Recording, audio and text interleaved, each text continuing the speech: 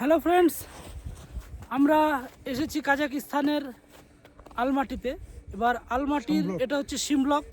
এই সিমলকে দেখছেন চতুর্দিকে খালি বরফ আর বরফ। আমরা এনজয় করছি বরফের মাঝে।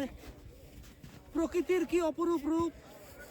মনে পড়ে যাচ্ছে জীবনানন্দ দাশের সেই কবিতা, বাংলার মুখ আমি দেখিয়াছি, তাই আমি পৃথিবীর রূপ খুঁজিতে যাই না। কিন্তু এখানে আমরা তার উল্টো, বাংলার পরিবর্তে বিদেশে এসেছি।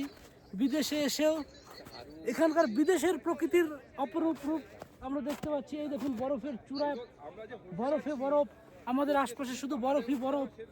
এই যে হাতে তুলে নিচ্ছি বরফ, এই যে দেখছেন বরফ, আমরা এই যে বরফ ওড়াচ্ছি, প্রত্যেকেই উপভোগ করছেন আমাদের মালি এগ্রিটেক প্রাইভেট লিমিটেডের পক্ষ থেকে।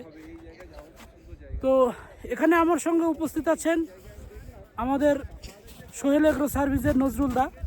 এই যে দাদা আছে, আপনারা আমি ঘরে ফোন করছি, এত সুন্দর জায়গায়। হ্যালো সোহেল, এই যে আমরা বড় পেয়েছি, ভিডিও কল করে আইসে আসছে, কত সুন্দর দাদা জায়গা ছেলেকে দেখতে ফোন পারবে। করেছে। হ্যাঁ, এখন ভিডিও কল আমাদের সাথে হালকা আছে হালকা সোহেল। হালকা হালকা স্নোডন লাগছে, উপভোগ করছি আমরা। দেখতে পাচ্ছ? এটা আমার জীবনের প্রথম অভিজ্ঞতা। এই বরফ, এত বরফ, আইস। তবু আবার এপ্রিল মাসের আজকে 19 তারিখ, এই যে ভাই, সব শুট হচ্ছে। মাটিতে পড়ে থাকা ধুলো কোনো ক্ষতি করে না ঠিকই, কিন্তু সেই ধুলো যখন শুকে পড়ে তখন খুবই যন্ত্রণা দেয়।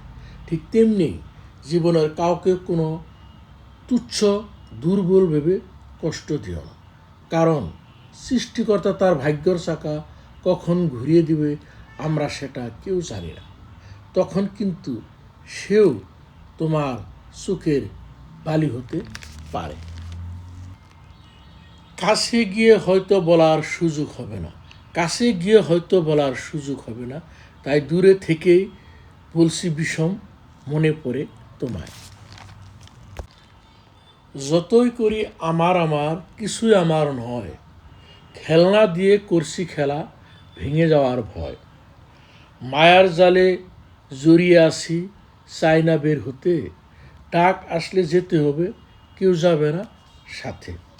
ভিডিও সাথে থাকার জন্য সবাইকে ধন্যবাদ।